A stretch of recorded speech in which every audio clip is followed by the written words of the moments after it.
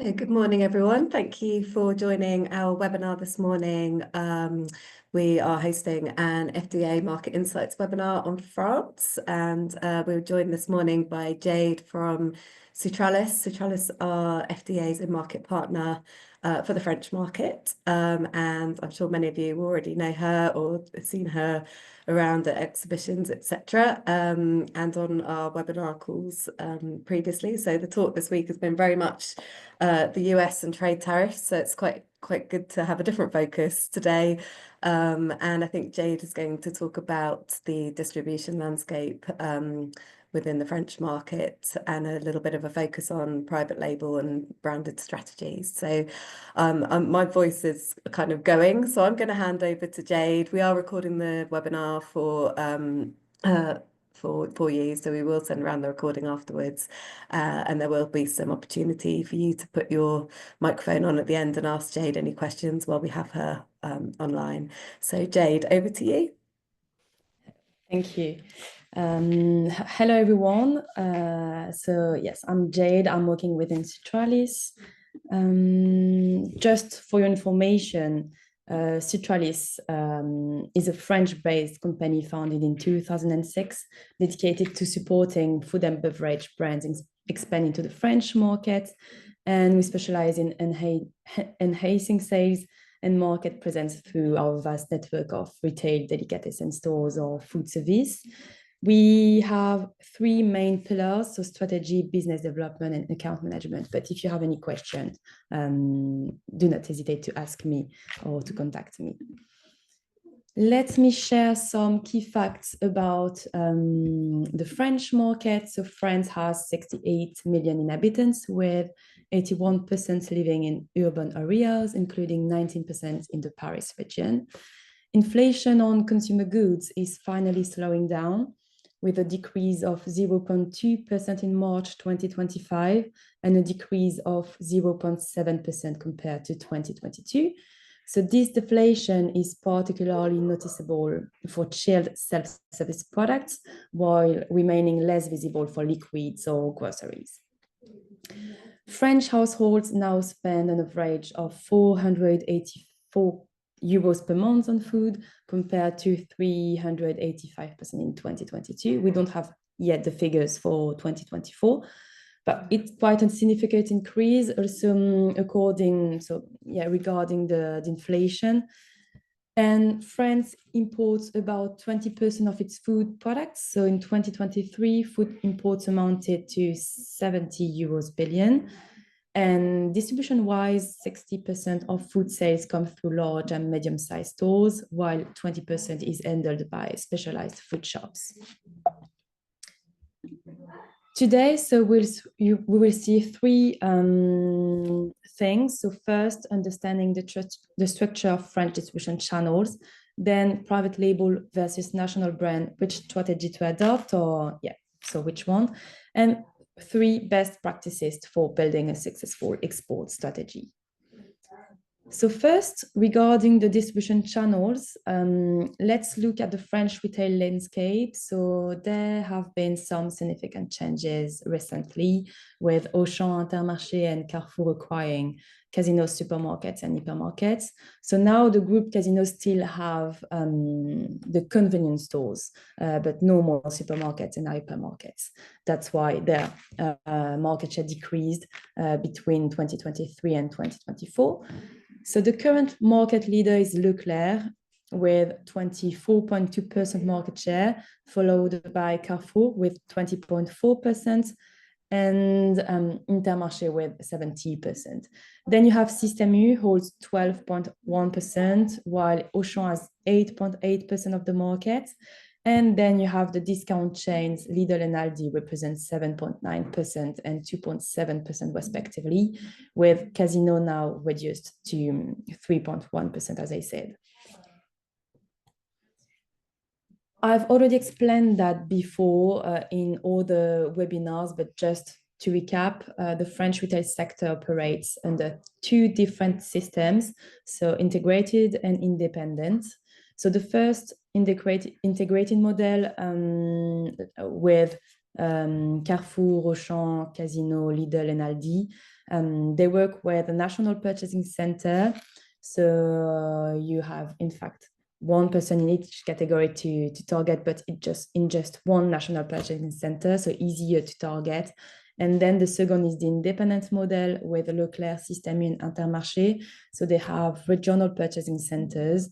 So it's crucial to understanding this system to when you want to approach these retailers, because they will work differently.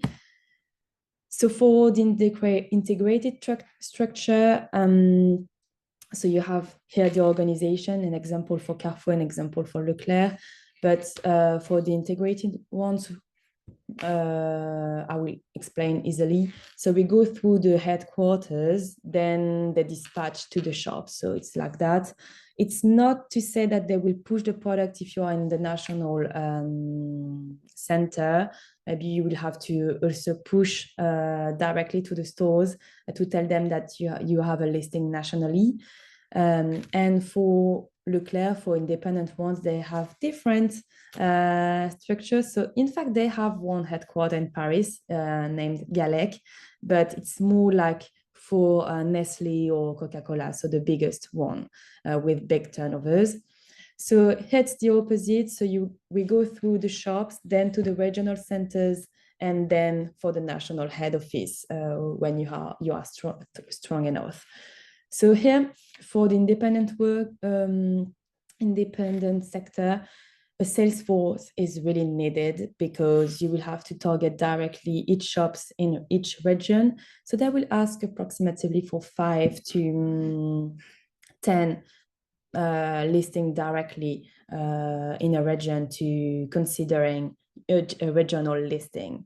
And then when you will be in the regional center, you will be able to deliver directly the warehouse of the region, and then they will dispatch to the shops. But at the beginning, you will have to deliver each shops in the region. So it's more complicated regarding logistic and management of everything, but it's a good way of working. Also, I want to tell you that for integrated ones, even if in the past I said it was easier to enter in the integrated ones, now they are starting to work more like independent. So it's a bad news, because they have more and more franchises, and the franchises they will ask to work directly with them.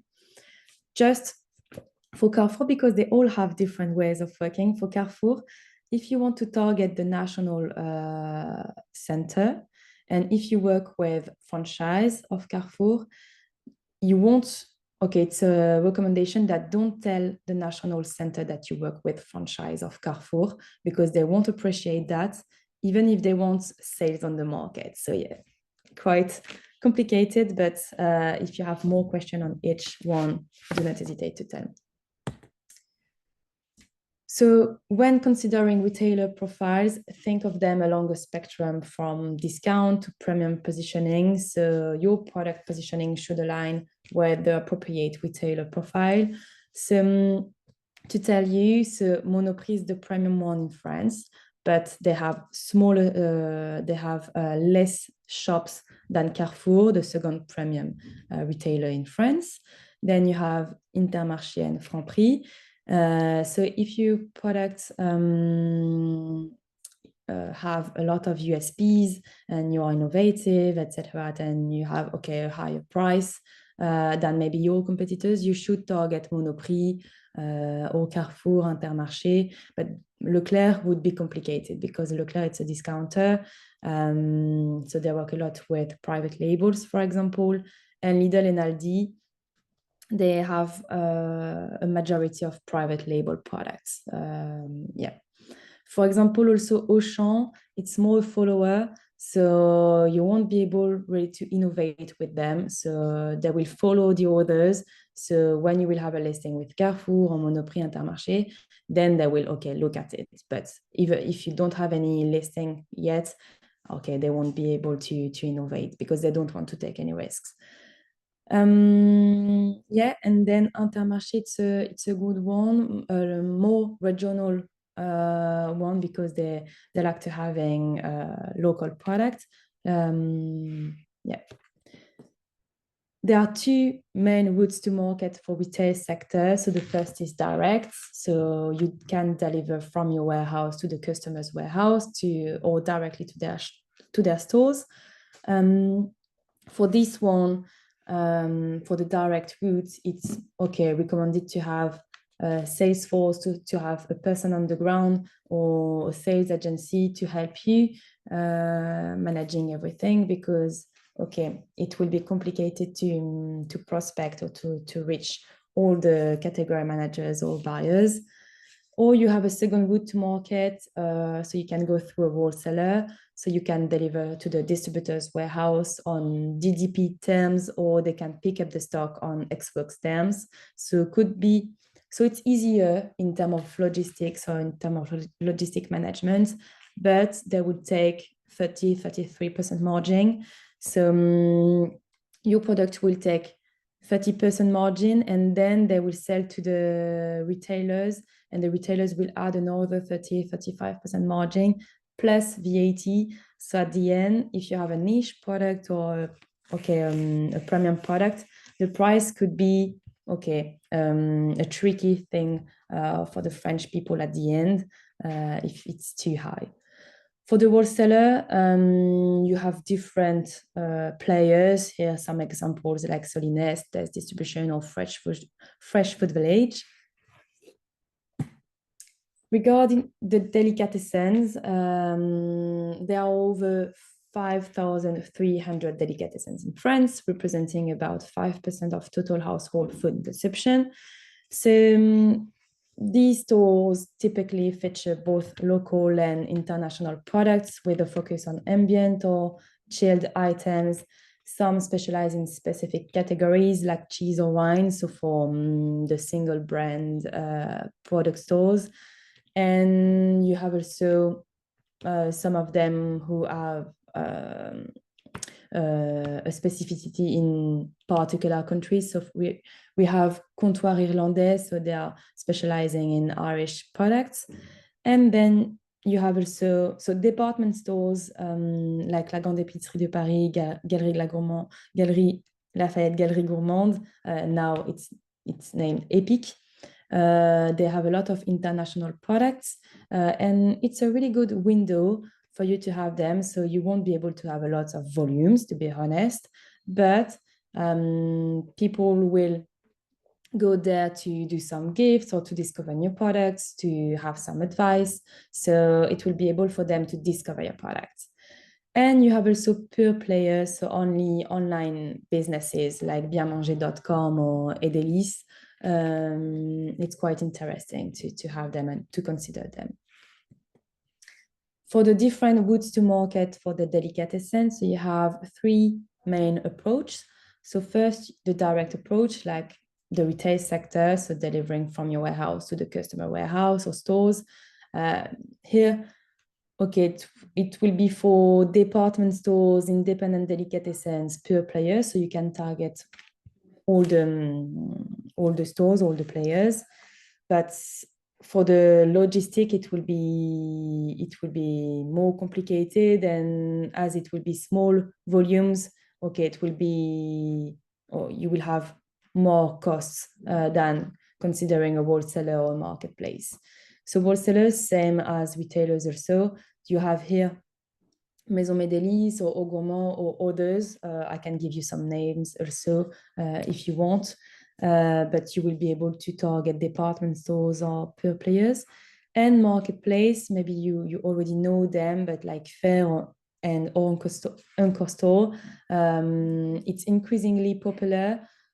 These platforms are used more and more by small independent stores, as they enable them to order different products and brands at the same time, which reasonable minimum order requirements. So, but you will still have to deliver them directly, to the shops. Regarding the food service sector, so it's quite diverse in France, including institutional catering for companies, schools, healthcare, and social services. Then you have commercial catering in restaurants, fast food outlets, hotels, and transport. Then you have drink establishments like cafes and bars, nightlife venues, so nightclubs, bowlings, casinos, these kind of things. And also you have alternative channels such as bakeries, delicatessen, takeaways, convenience stores, and also vending machines. If you have snacking products with good USPs, it could be good also to target this sector. For the food service, there are several types of wholesalers serving this sector. So you have general wholesalers offer a full range of products like Cisco or Transgourmet. Then you have the Rangismin. It's the biggest fresh product market in the world with more than 1,200 companies. So it's quite interesting.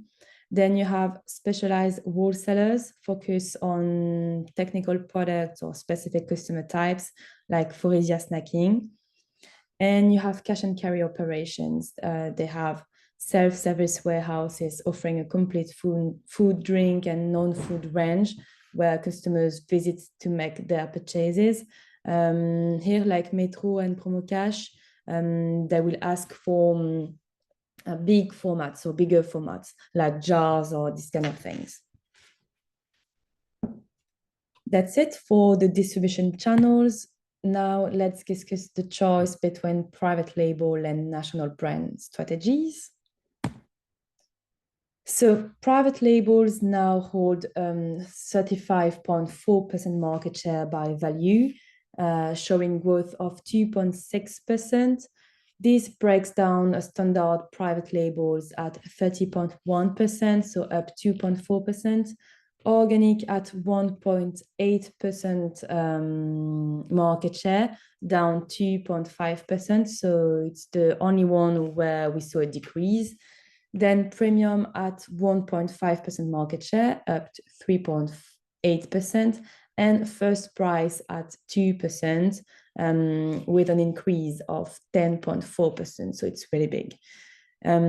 Just to give you the breakdown of the different private label, because when if you want to consider private label sector, you will have also to focus on one category.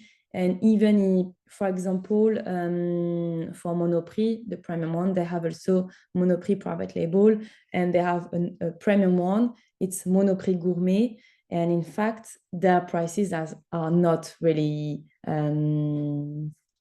down when we compare with other competitors, but it's because it's premium, and when it's a private label product, it will not means that the product is with less quality than the other products. Now they have more very good quality, and so it's good alternative with good Nutri-scores, these kind of things.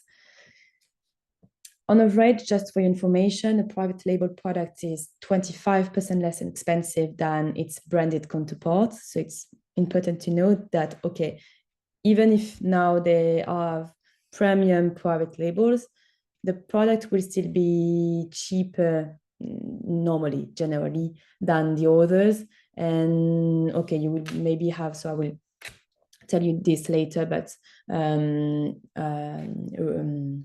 rebuild your recipes. So we work with your recipes, these kind of things, to make sure that the price will be less than if your own brand.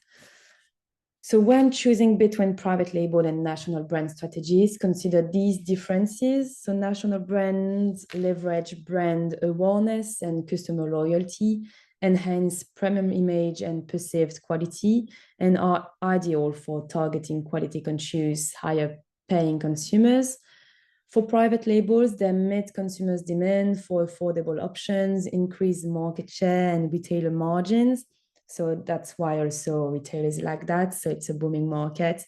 They allow also agility to follow trends like organic or local, and help retailers stand out in a competitive market. So it's not when you don't know where to go. In fact, you will have two different buyers to target. For one, for national brands. So if you have a snacking brand, a chocolate bar, a protein bar, for example, you will have to target the snacking category manager for national brand.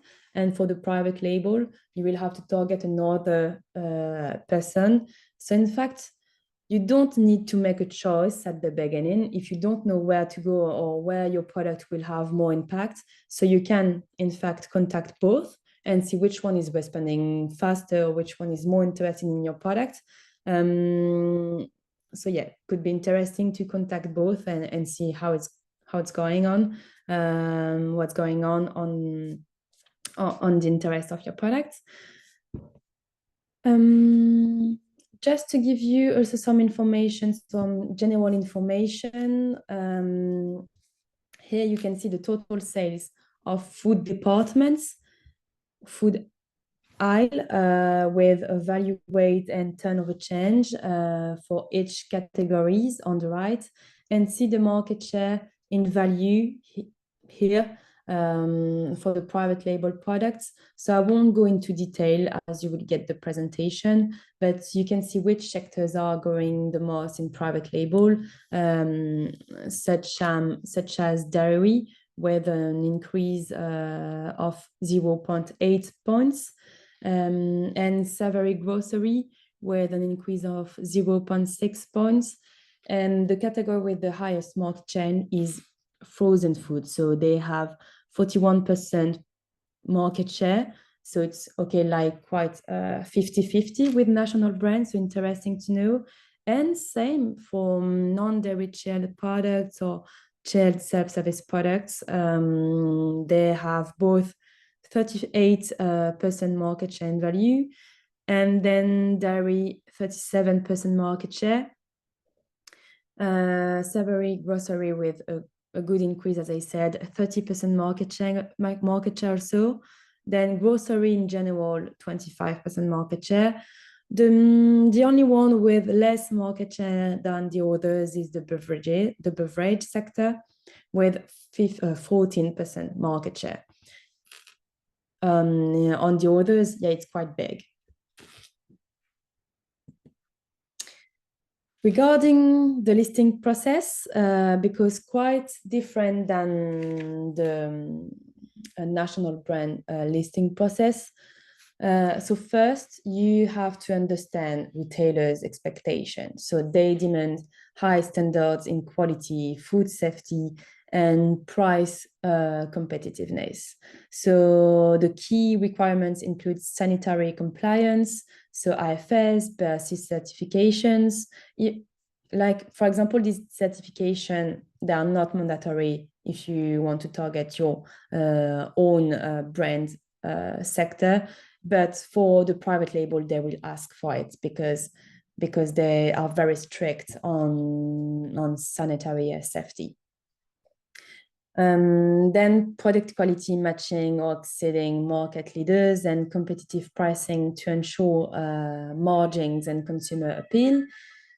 Then second, prepare for audits. So supplier must demonstrate their ability to meet retailer standards through quality audits of facilities and processes, and show traceability and sustainability credentials. So like sustainable sourcing, clean label. So in fact, between this first step and this second step, so for example, last month I had a meeting with Scamark.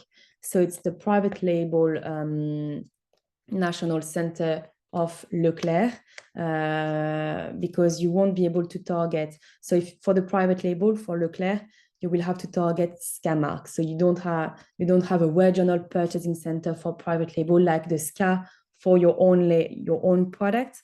So it's a different way of working. And I had a meeting for a brand we work with, And so first we discussed a lot by phone and emails before having a meeting. We send them samples with packaging we imagine for their private label. We think it was a good focus. And then we had a meeting with them to discuss just the brand and the market. So we came to the meeting at Scamark, and we presented the brand and we presented the figures of the market in the private label sector. So because they asked us to make the researches regarding the opportunities, so it's really important. And then we discussed the opportunities. And in the meeting, so we had the person in charge of the purchasing and also two persons. So like the name is adhérent in French. In fact, they are members of Scamark, but they are directors of independent shops in different cities. So we had two director of two Leclerc in some regions, to have also their feedbacks on the product, because the person in charge of the purchasing of the private label, they wanted to hear the feedback of person on the ground. And in the meeting, we had also a person from the quality. It was important for them to have this person to discuss, okay, what we could change or regarding the ingredients or this kind of thing. And during this meeting, they also told us that they didn't have time to test the product, of course, because they are very busy. But okay, after this first meeting, the first step will be, okay, they will organize a testing session to test the product if they meet their requirements and okay, what they have in mind. And then after if the testing is good, they will ask us other samples to discuss with the quality and the marketing team to rework the recipes if they need. And they will also organize a visit in our facility to see, as I said, if we met the quality and safety audit requirements. And then if it's okay, we will rediscuss the prices, the product, which one we will add in the aisle, this kind of thing, and then we will be able to do a contract. So they told us that it will take a very long time before having product on the shelves, because we will have to be validated in each step. So it's okay, it's complicated regarding of quality. It was just to give you an example of a recent case. So then if the audit is validated for you, you will have to prepare a detailed commercial proposal, including product specifications, data sheets, because they will ask for them, pricing strategy and production capacity. Then fourth step, enter the negotiation phase, covering price and margin, contract terms, and possible product adaptations. As I said, packaging format, recipe, this kind of thing. Then after agreement, your product will be integrated via the retailer's EDI system with ongoing quality checks and proactive communication. So it's a long step or so. And then you will need to provide marketing support through promotional events and campaigns to boost in-store performance. So in fact, it's true in both sector, even if you want to target your own brand or if you want to enter with a private label product.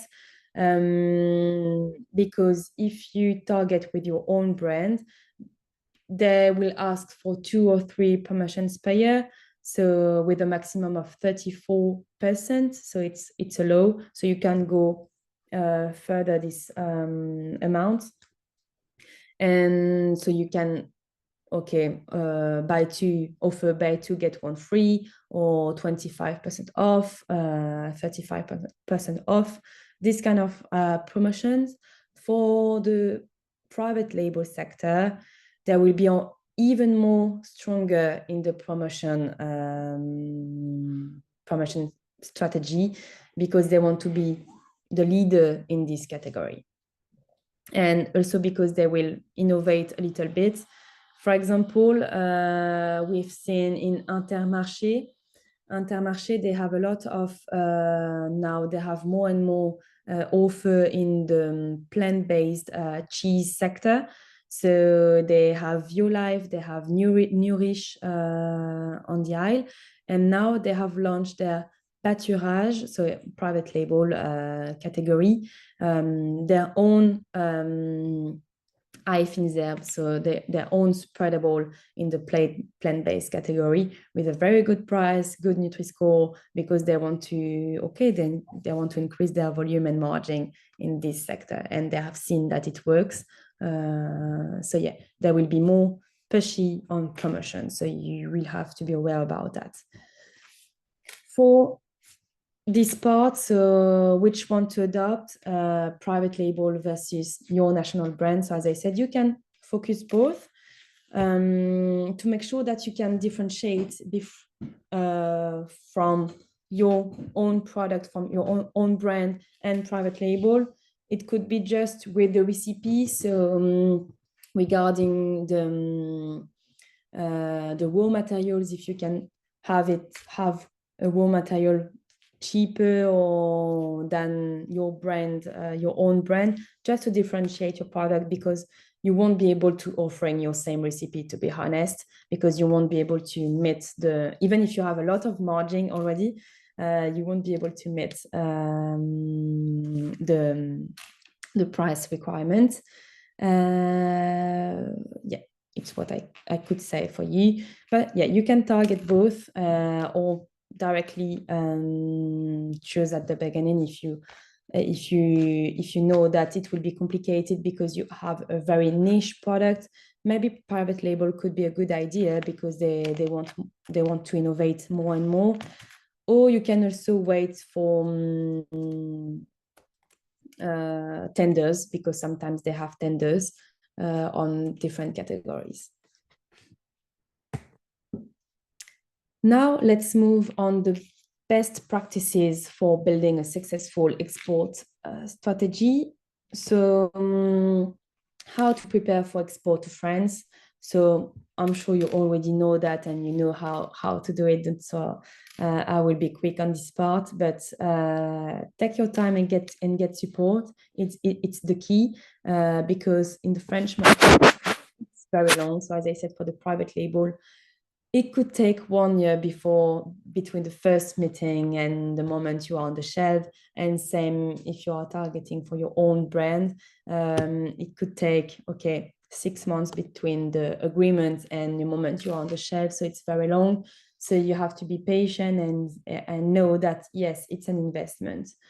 For the private label part, it's also a plus that they will have more volumes than if you target with your own brand. Volume will be higher, so it's a good point to consider. But yeah, how to prepare for export. So first, market research, so understand trends, competitors, pricing, distribution structure, as explained before. Second, strategy, so define your product's added value, whether it brings something new or complementary to the market, if your price positioning is appropriate, or whether you need to adapt the product or marketing. Third, finances, so budget for your communication plan. So which amount of your margin you can have for a communication plan, marketing plan. Travel expenses when you have to go to meetings with buyers, prospecting costs like trade fairs if you want to consider some of them, intellectual property protection and legal advice, because they have a lot of requirements for the French markets, but I will give you some advice after. Fourth, identify the right person to lead your export initiative, so someone with language skills, international awareness, and knowledge of export techniques. It's important.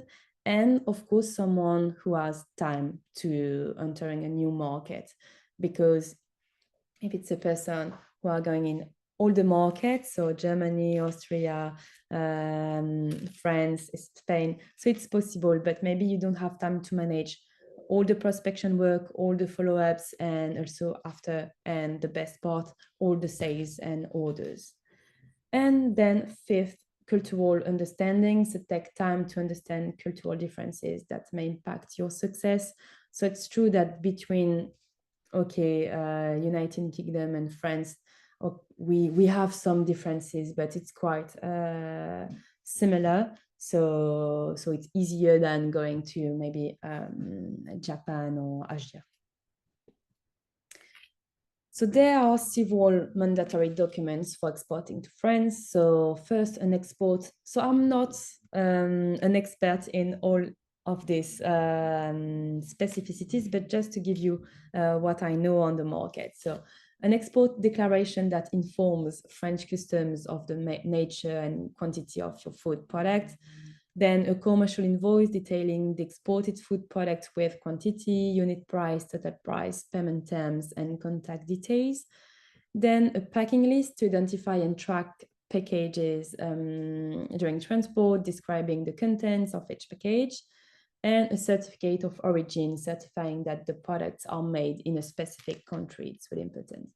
And then depending on your products, you may also need additional documents like HEAL or phytosanitary certificates for certain animal or plant product origin to make sure that they meet the sanitary requirements in France, certificate or conformity for certain fruit and vegetables products, and common entry document for example, for products from organic farming, because they must be completed by health authorities in your country, etc., and in the French authorities.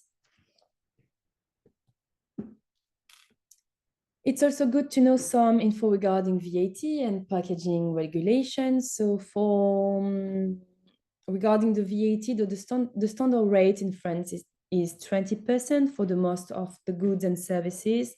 Then you can see reduced rate 10% for transport, furnished rental, this kind of thing. But for food products, you will majority benefits, mainly benefit from reduced rates, so 5.5%. But after, depending on the product, also for the drinks could be different. If it's a drink that you have to consume now or that you can consume at home, so different ways could be applied. So do not hesitate to send me an email or a message on WhatsApp if you want an info regarding your VAT situation in French. And also for information, if you want to distribute your product in supermarkets, you will need to apply for a French VAT number from the French business tax office, or having a European one. So if you have a warehouse, maybe in Europe, in the Netherlands or in Germany, whatever. But no worries, it's not really complicated to have a French VAT number if you don't have any European one. You don't need a French entity to have a French VAT number. It's just, giving you the authorization that you can sell into the supermarkets, hypermarkets, but no French entity is needed. Regarding the packaging regulations, so different information regarding frozen foods. So product must be prepackaged with legal information, including the sales name, frozen indication, batch identification. For deliveries to end consumers like canteens or restaurants, you also need to include the date of maximum durability, storage period, storage temperature, or required equipment. For all food products, label must include the sales name, ingredient list, net quantity, use by date, instruction for use if required, name and address of the operator, and nutritional declaration. And also something mandatory for all the products. So all the nutritional information and ingredient list must be written in French and be clear for consumers. It's totally mandatory. It's not mandatory to have a full French packaging, but these information are mandatory in French. So you can, at the beginning, because it's an investment to product new packaging, so you can stick labels on your English packaging, but you have to be aware that only 25-30% of the French population speak English. So maybe you won't, you will, reduce the sales that you would have if you have a French packaging, because the French people won't be able to buy a product that they don't understand. Regarding some regulations too, be aware that some certain substances are prohibited in France, so like BPA in cans, additives, asbestos, sorry for the pronunciation, lead salt or meat from animal raised on gross antibiotics, these kind of things. And same, I'm not a specialist in duties, but if you are exporting from outside the EU, be aware that since July 2021, custom duties are payable from 150 euros, and VAT applies to all goods imported into France from non-EU countries. And there's also a cash advance fee of 2% of the amount of duties and taxes, with a minimum of 15.55 euros excluding VAT, which applies to DAP shipments, but not to DDP shipments. Yeah, and just also for information, in supermarkets, because here, I'm talking about DDP shipments. So retailers will ask for DDP Incoterms because they don't want to manage anything. That's it.